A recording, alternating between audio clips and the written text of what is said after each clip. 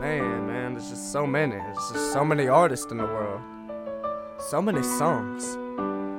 It's like not everyone likes the same thing.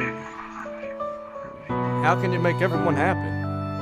You know, you want to be the best artist you can be. Well, I wanna make everyone happy. A song that everyone can appreciate. You know, is it possible? I don't know, but I'ma try.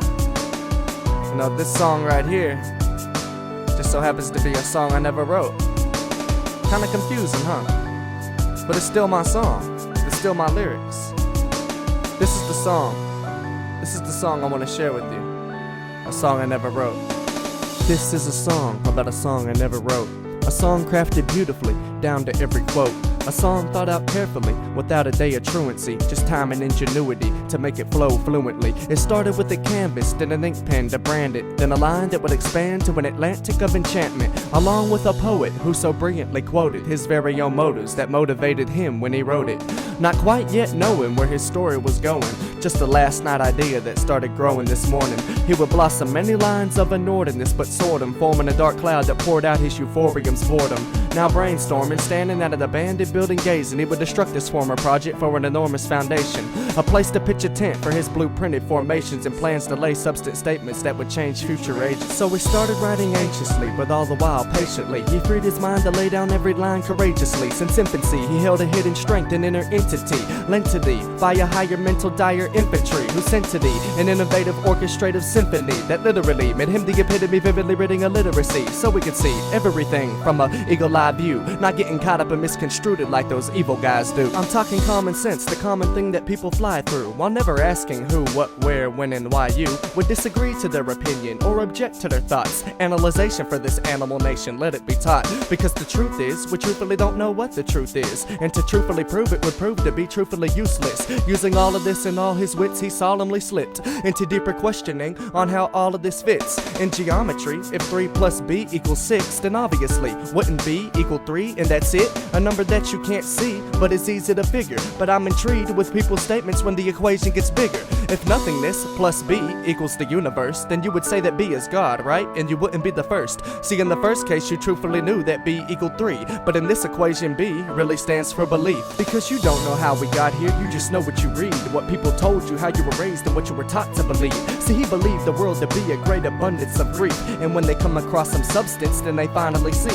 But then make it to be something greater than it truly is. And if this frustrates you, ask yourself, are you truly pissed? Thinking it over in his mind, he finally came to conclude that this wasn't the path to use or the subject to choose to write a great song that our country could fully appreciate. Because suggesting different theories is what brings out our inner hate. So many wars being started over beliefs and religion. Atheism or greater visions leads to hate and racism. Holidays that were thought by some as evil paganism. Is it true? Well, what can he do? The answer can't be visioned. So he turned a new leaf and wrote a story of fiction full of warlocks, wizards, sorceresses, dragons, and witches. Good versus evil, spells and magic. Then mythologically moving on to oracles with crystal balls, tarot cards, and reading palms. Who met at night in candlelight to read and send out future messages through an enchanted forest of trolls, unicorns, and Pegasus, to warn them of the evil, black magic, and turmoil, and to protect them from the trolls, ogres, goblins, and gargoyles. He knew this song would spark the inner hearts of children like charcoal, but some of their hard-boiled parents would blow smoke like Marlboro. So how could he make them both happy and somehow reduce all of the friction? Why do children grow up and get mad when their children fall in love with fiction? Would y'all just listen for a second, because right now this is me. Some of you parents need to be slapped for not letting your kids watch Disney,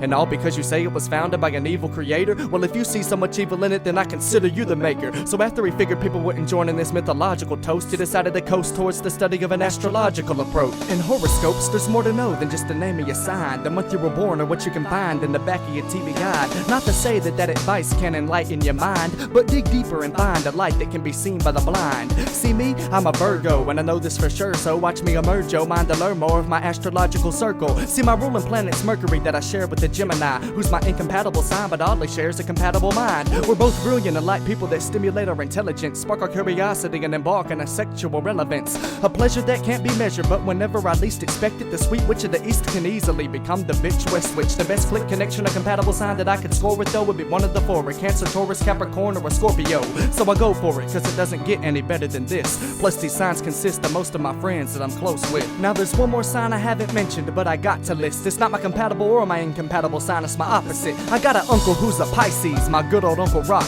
who loves to kick back and watch the news all day on Fox. He rides his gold wing with his biker cap flaring away. He's all about politics, freedom, and the American way. I barely can stay interested in the things he's intrigued with, but above all that, he really is a fun person to drink with. Not to say that that's a good thing or that an opposite's a bad thing, cause opposites can attract and match up like a tag team, like a positive to a negative or a subject to a predicate. Just don't get ahead of it, let it get out of control and you'll be regretting it. Then he started thinking, just cause he can compare this to himself, could he really make a believer out of everybody else? Mention astrology to some folks and they don't even want to hear it. Plus Christians won't even listen to it cause it isn't in their spirit.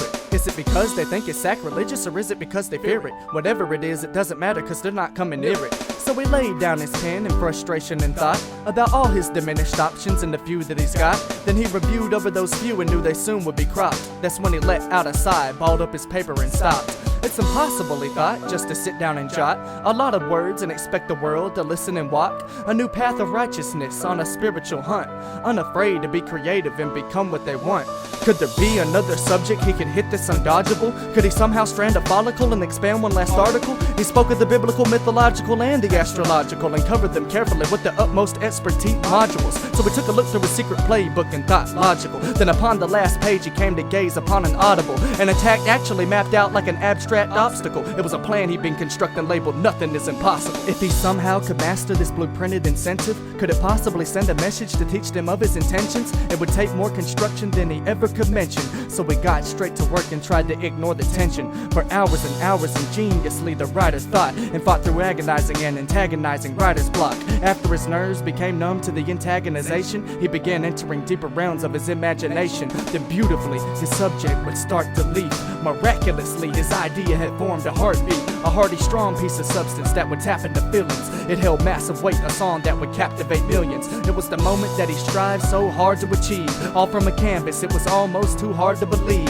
He was so excited he could barely hold his composure, but he kept writing bravely until the battle was over. And there it was, above all, the essence of perfect, hidden all these years until he had the courage to unearth it. All the dedication, time, and sacrifices were worth it. He would surely change the world with this one, he was certain. But before he ever got to record a single quote, before the first line of the rhyme was ever spoke, the guards turned on the lights to the jail and I awoke. Then sat down and wrote this song about a song I never wrote. Yeah, true lyricism for life.